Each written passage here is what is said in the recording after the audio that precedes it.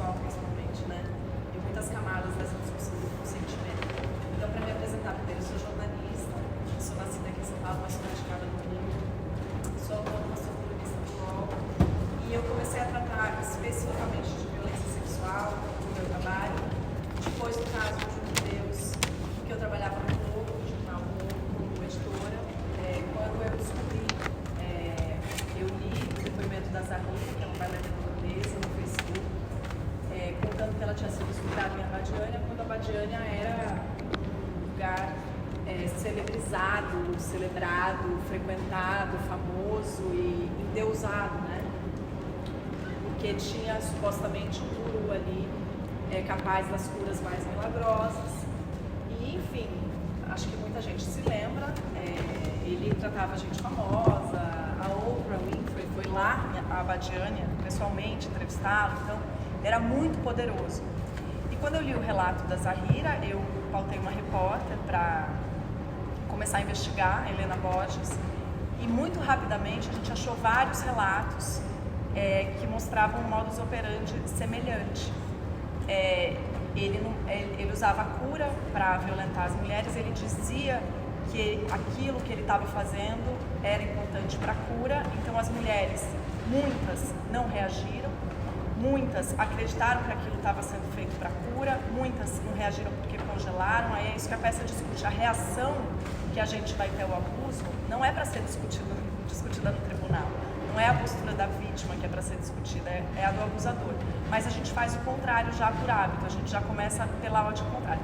Isso acontece também no jornalismo, quando a gente vai investigar e tentar publicar uma matéria como essa. Então, quando eu comecei a ser confrontada dentro do jornal com as perguntas, que são as perguntas do senso comum, infelizmente, porque a gente discute pouco violência sexual, e as perguntas eram, mas elas falaram não, elas empurraram, elas saíram correndo, elas fizeram um boletim de ocorrência? Tá estranho isso.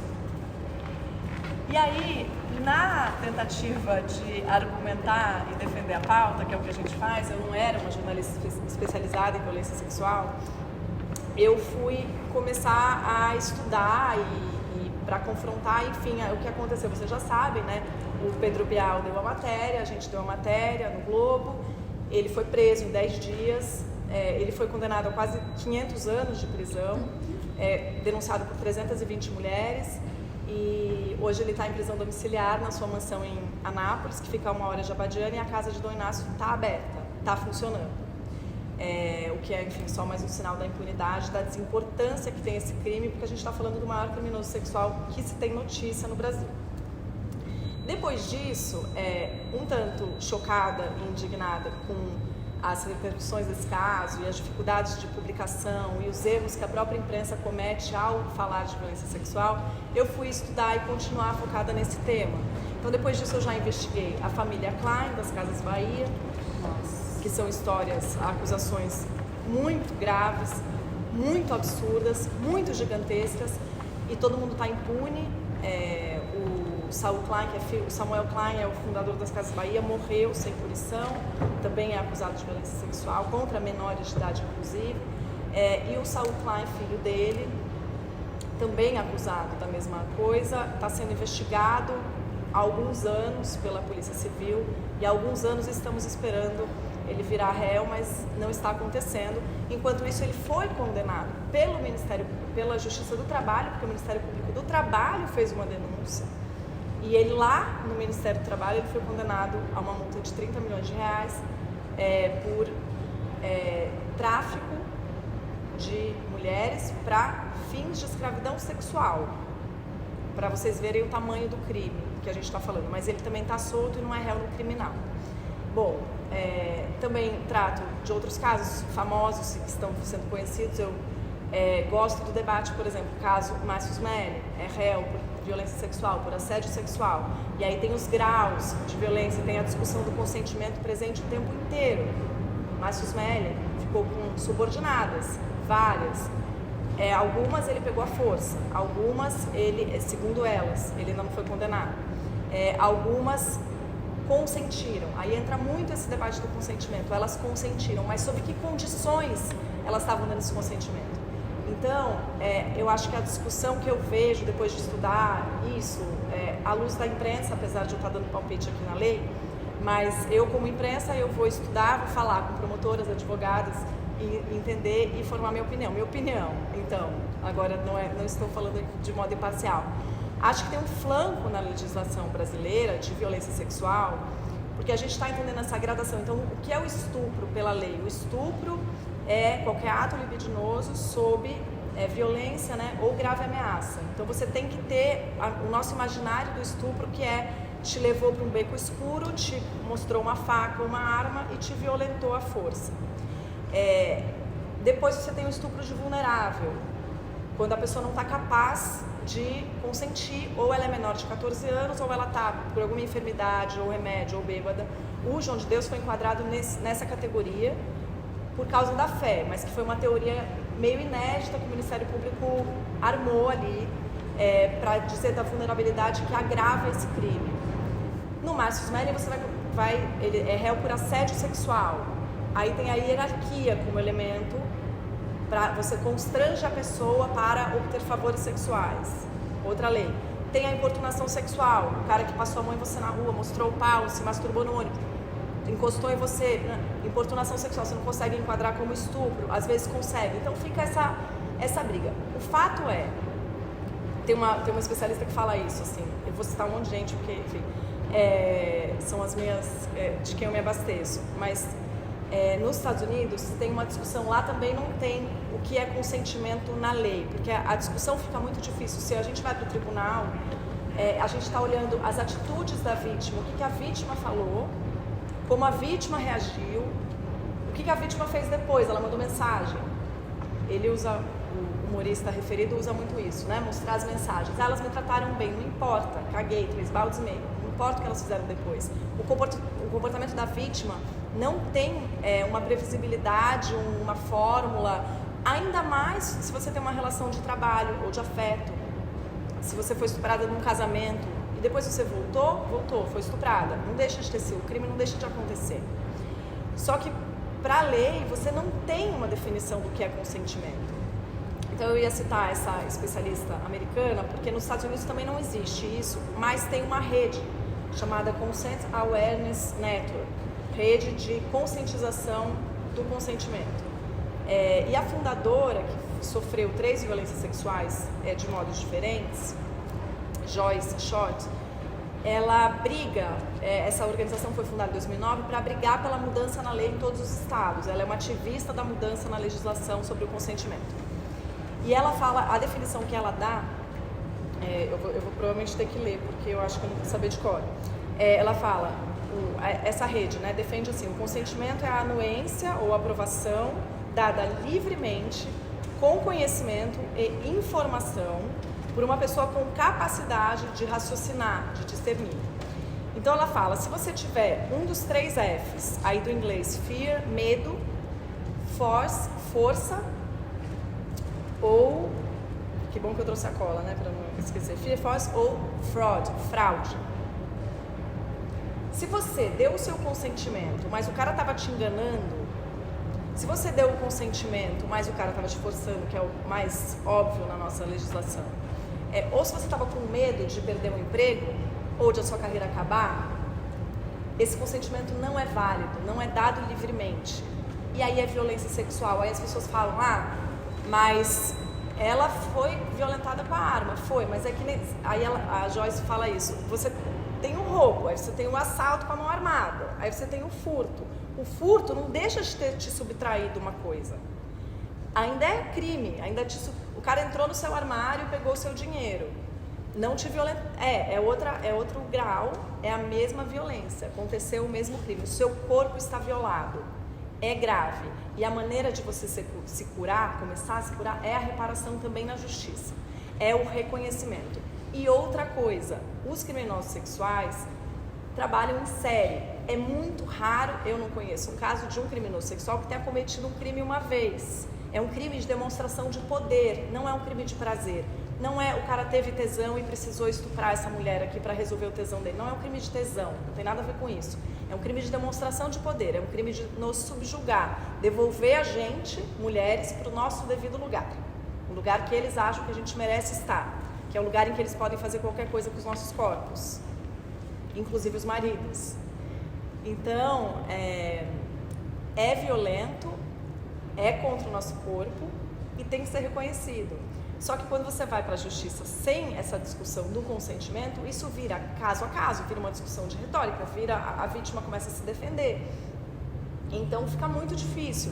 E mostrar, escancarar a vida das vítimas, mostrar as mensagens, dizer que a vítima estava isso, estava aquilo, na verdade não era o que devia estar sendo analisado. A gente devia estar analisando a postura deste homem que fez isso e sob que condições. E aí é isso, seria simples. Teve fraude? Teve. A Joyce, que eu falei que sofreu 3 violências sexuais, ela conta que foram 3 circunstâncias bem diferentes. E aí, gatilho, tá? Vou contar um pouquinho.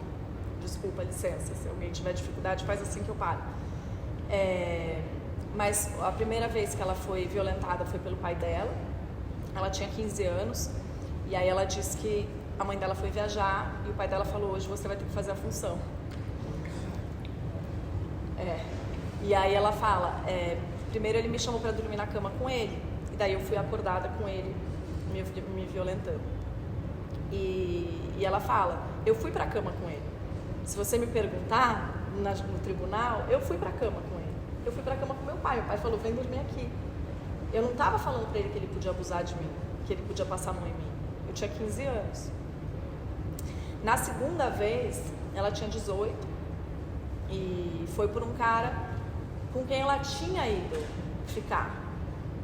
Só que ela tinha dito pro cara que não podia, ela não tinha ainda iniciado a vida sexual dela, ela gostaria, e ela falou, não toca daqui para baixo. E ele foi.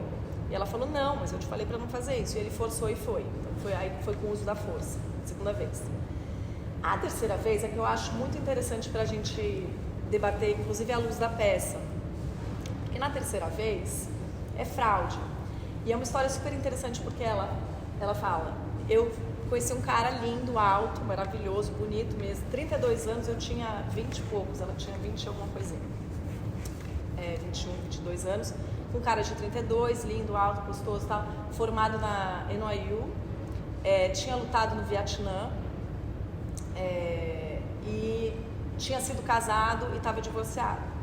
E ela ficou 1 ano e meio nessa relação. Normal, um namoro, relação sexual, tudo bem, tudo rolando. E aí ela começou a falar a ela em casamento, ela queria casar e tal. E aí um dia ele contou pra ela que ele não podia casar porque ele era casado, ele não tinha se separado nada, ele não tinha 32, ele tinha 26, ele não tinha se formado, ele tinha largado a faculdade, ele não tinha ido pro Vietnã, ele tinha viajado para fugir de ser convocado. Então nada do que ele tinha... Fraude. Ela falou, eu fui estuprado. Eu não estava falando sim para esse sujeito. E esse cara foi condenado. E ela conta, então quer dizer, ela conseguiu enquadrar isso. Mas ela vai contando, por exemplo, ela conta um caso, ela tem um TEDx, gente, assim, eu vou assistindo. Ela tem um TEDx em que ela conta um caso de uma Joyce Short de curto, Joyce com Y. Ela conta um caso que aconteceu no estado de Indiana, que uma menina universitária foi para um tipo república, assim, teve uma festa, foi todo mundo dormir, e ela estava dormindo, achou que estava com o namorado do lado, um garoto se fez passar pelo namorado e a estuprou. E quando ela não, na verdade assim, ela estava enxergando, estava meio bêbada, estava no escuro, ela transou com ele, Quando ela foi ao banheiro, sei lá, ela saiu, ela viu o namorado dela no outro quarto e falou, ai, voltou e viu o cara. Chamou a polícia, o cara foi preso e depois ele foi absolvido, porque não tinha uma lei indiana que dissesse é proibido você se passar por outra pessoa, isso não era crime. Ele se passou por outra pessoa, tratou, não é estupro. E esse cara foi absolvido. Então é isso, é uma luta que eu acho que é longa, que a gente está evoluindo nessa discussão. Fico feliz dessa peça trazer tantas camadas, porque tem estupro marital, tem um monte de violência, tem a pobre da garota que, enfim, não é ouvida, que é uma cena muito Mari Ferrer, né? Para falar outro caso, que também o sujeito foi absolvido. Então a gente, né? Mas a Mari Ferrer tinha laudo, tinha sangue, tinha força, tinha câmera, tinha. E ela foi escrutinada no tribunal, né? Escrutinada, pegaram fotos dela. Acho que essa cena todo mundo lembra, todo mundo viu ela ser humilhada. Mas é isso, bem alto astral. Então é isso, acho que a gente discutiu o consentimento é importante para mais rapidamente entender, enquadrar e poder, inclusive, reportar na imprensa. Porque a gente tem muita dificuldade de publicar as denúncias, até pela ameaça do contra-ataque. Porque o que o Johnny Depp fez com a Amber Heard é difamação. Então a gente também, enfim, muitos desses acusados que eu falei aqui, espero que não vejam esse vídeo, processam todo mundo, né? Enfim, não vou citar nome para não ser processada, mas processam. Já processaram a Piauí, já processaram a jornalista que divulgou, não sei se vocês sabem disso, mas a jornalista Shirley Alves, que é do Sul, que divulgou o vídeo do tribunal da Mari Ferrer, é alvo de 6 processos. E ela já foi condenada, ela está recorrendo à segunda instância. Ela foi condenada a 1 ano de prisão e R$400 mil de multa. Vocês imaginam se uma jornalista pode pagar 400? Até, entendeu? Mas ela foi publicar uma denúncia contra um juiz, contra um promotor, todo mundo de Santa Catarina. Pergunta se a Shirley Alves está investigando alguém em Santa Catarina. É muito intimidador, né? Muito intimidador. Então a gente fica o tempo inteiro, a gente quer denunciar, a gente não quer silenciar as mulheres, a gente não quer ser mais um elemento para contribuir para o silenciamento, que já, enfim, a subnotificação é estimada, estima-se que só 10% das vítimas de abuso sexual efetivamente denunciam. E eu vou dizer que depois que eu comecei a trabalhar com isso, a quantidade de mulheres que vêm me procurar para contar os seus casos, para mim, 10% assim, é muito otimismo. Porque é óbvio que a gente não denuncia. Vocês já viram que uma mulher que denuncia passa? Eu não desaconselho ninguém, estou falando isso aqui entre nós, ninguém mais vai ver, mas é porque a gente precisa denunciar. Eu acabei de falar que os caras são seriais. A Joyce fala, quando nos Estados Unidos a estimativa é de que cada abusador viole em média 30 a 70 mulheres. Então ela fala, quando você absolve um sujeito, você está colocando todas essas mulheres em risco. Quando você condena, você protege 30 a 70 mulheres de sofrer essa violência e ficar traumatizada pelo resto da vida. Porque não é, né, gente, um momento da vida da mulher. É o resto da vida da mulher que você acabou, machucou, enfim. Mas é isso, a gente vai ficando, a gente não quer contribuir para esse silenciamento porque é um crime que gera muita vergonha, muita culpa, muito medo. A gente se culpa pelo que a gente passou.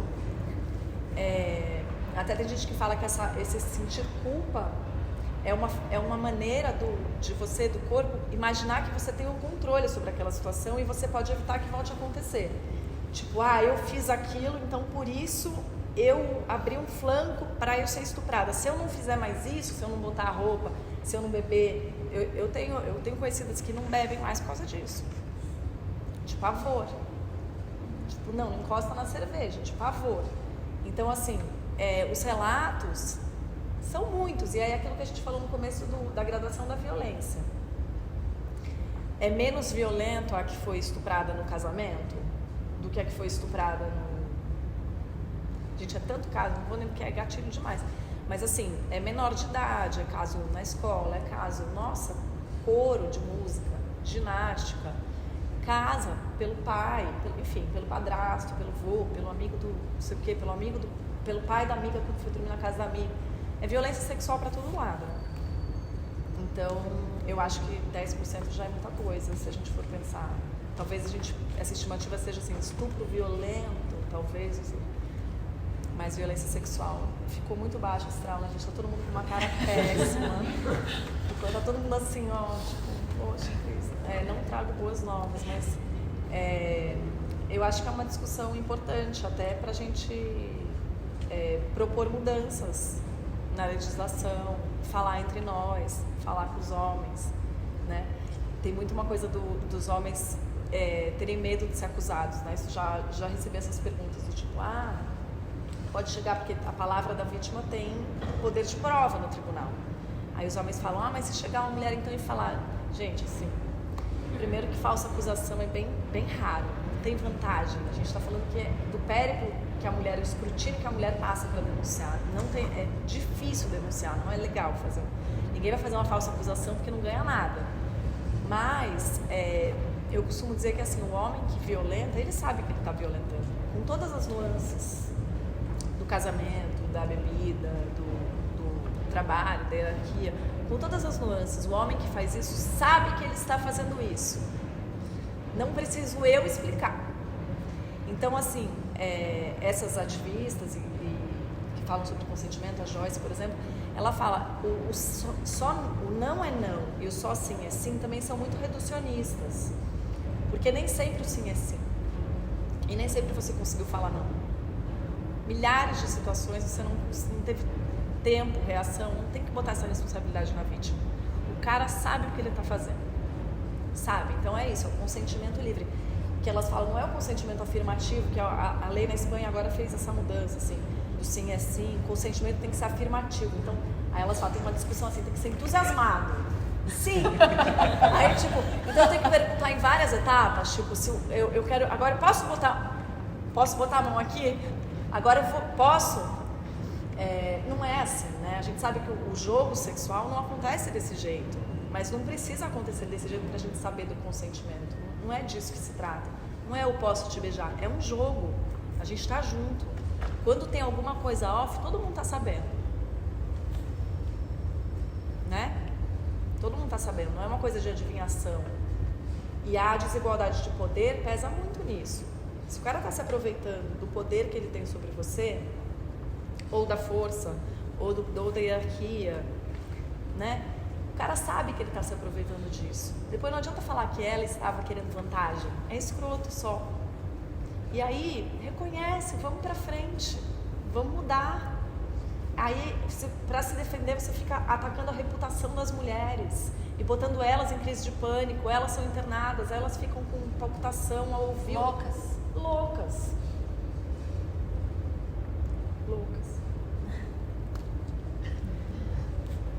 É uma mudança histórica também, né? Porque isso não era um tema. Isso não existia. Acho que a gente está começando a desenvolver o que é. Talvez também por isso não tenha definições, né? É muito recente. Quando a gente era, eu tenho 41. Quando eu era adolescente, ia pra matinê, era uma coisa normal a gente ser puxada, beijada à força, puxar cabelo, gostosa, passar a mão na bunda, gente, lembra? Nossa. Muita passada de mão na bunda. A gente não falava nisso como crime, hoje é crime, hoje tem uma lei. Hoje as adolescentes sabem que elas estão sendo vítimas de uma violação. A gente não sabia, a gente sentia e não tinha nome. Mas a gente sentia mesmo assim, que era uma violação. Porque o corpo, né, a gente, é isso, é meu corpo.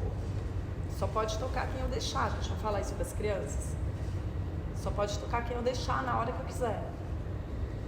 Mas é isso, acho que os crimes vão mudando, a gente vai evoluindo. Eu também falei, essa história toda do João de Deus faz 5 anos, eu fui aprender.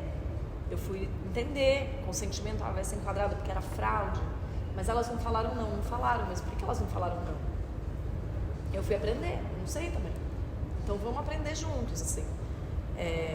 Não falaram não, porque o corpo congela, porque elas estavam sendo enganadas, porque elas estavam acreditando que tinha um Deus ali na frente, porque do lado de fora da porta tinha uma multidão de branco e uma música Haribo tocando. Então tudo isso é intimidador. E a esperança da cura, né? E a esperança da cura. Pior, e ele se aproveitava de mulheres que estavam em estado extremamente frágil. Embriaga a pessoa ali pro transe acontecer. Eu lembro que na época eu vi um depoimento de uma menina que acho que estava com câncer, sei lá, estava com dengue. O cara pedia para ela fazer as coisas e pedia pro pai ficar de costa e ela tinha que... Essa menina foi estuprada, ela era menor de idade. E o pai dela estava na sala. É uma história bem triste essa. Essa é um caso muito bom, Camila, porque ela o denunciou. Ele foi processado e absolvido. Eu entrevistei a juíza. Então eu vou contar esse caso para vocês, que é um caso muito bom. Dá tempo? Estou aqui. A gente, na verdade, ultrapassou, mas a gente quer esse caso. Então, só para encerrar.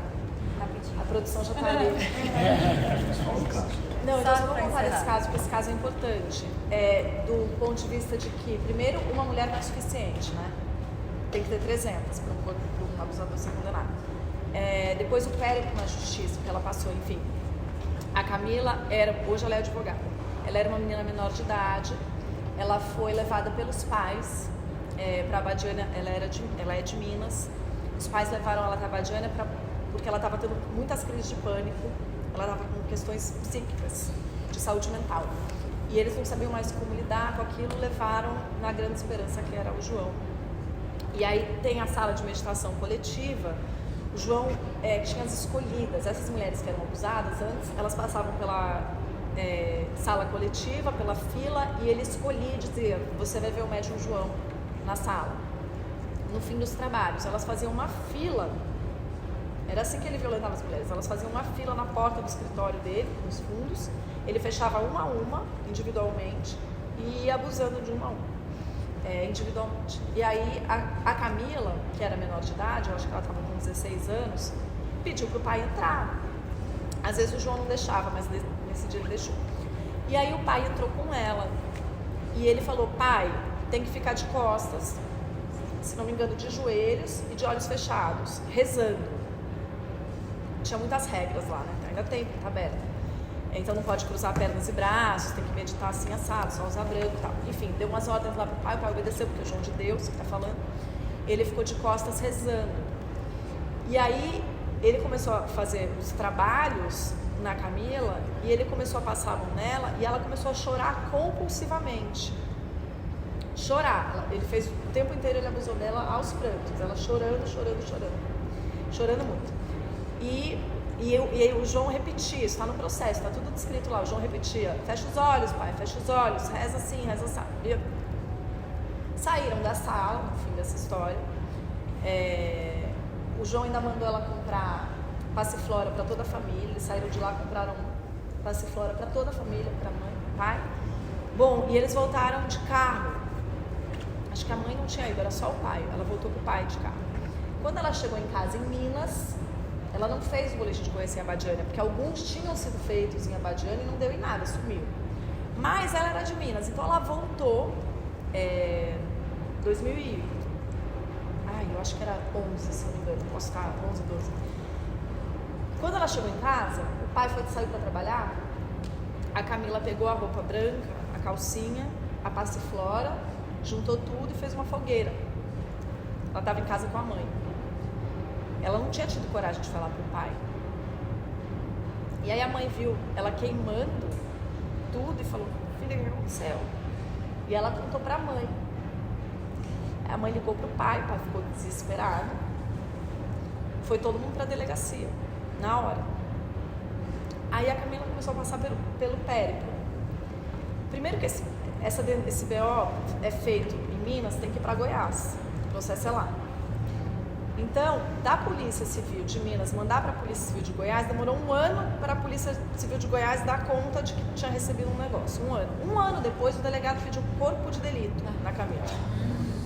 Mas não dos repetidos depoimentos, do escrutínio. Ela está com 17, ela está com 18, o processo não sei o que, não sei o que. Finalmente, a juíza dá uma sentença absolvendo o João, dizendo que o processo era por violação sexual mediante fraude. A juíza disse que houve a violência sexual, mas não havia a fraude, porque a Camila sabia, se deu conta do que estava acontecendo, por isso mesmo ela chorava compulsivamente e ela poderia ter chamado o pai para ajudar. Juro que foi isso que aconteceu. Né? E aí eu fui entrevistar para o meu livro, eu lancei um livro sobre o João de Deus, fui entrevistar essa juíza, porque aí, quando veio tudo à tona, a Camila foi falar, é por isso que eu uso o nome dela aqui, porque ela foi, acho que o Fantástico foi o primeiro a falar com ela. A Camila foi contar essa história, eu fui atrás, ele foi absolvido, fazendo direito. E aí a juíza quis me dar entrevista para o livro, porque ela queria se defender, porque a Globo disse, se ela tivesse parado ele, teria poupado mulheres de 2012 para cá, ou 13 para cá. E aí a juíza me explicou que em cada crime não adianta, você tem que ter a tipificação toda, violação sexual mediante fraude. Se você não tem uma, tipo, se o Ministério Público errou, eu sinto muito. Não é, a tipificação estava incorreta. Mas ela disse também, a Camila era uma voz única, ele era um homem de reputação mundial, eu não tinha como saber. Então é isso, as vozes de quantas mulheres são necessárias para condenar o abusador? João podia ter sido parado antes, não só pela Camila, muitas mulheres tentaram falar, e muitas pessoas morreram nesse caminho, morreram no caminho. Então era um poder assim que... Agora melhorei, né?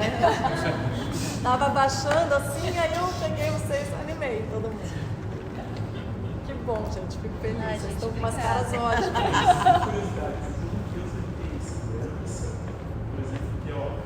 A segurança do João é um PM.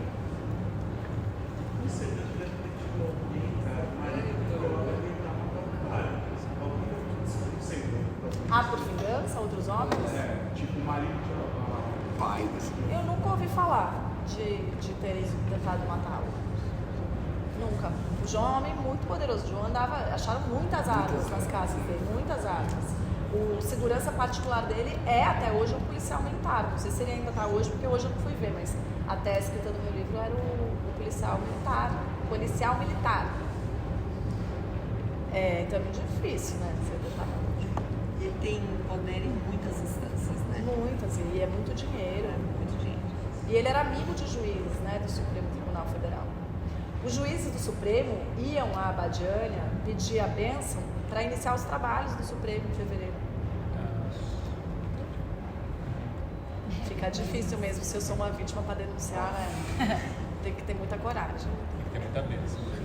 Por isso que o único que virou o processo foi Minas, né? Porque pelo menos Minas mandou, porque o que foi feito em Goiás sumiu. A gente agradece demais. Gente, obrigada a vocês. Queria ficar conversando.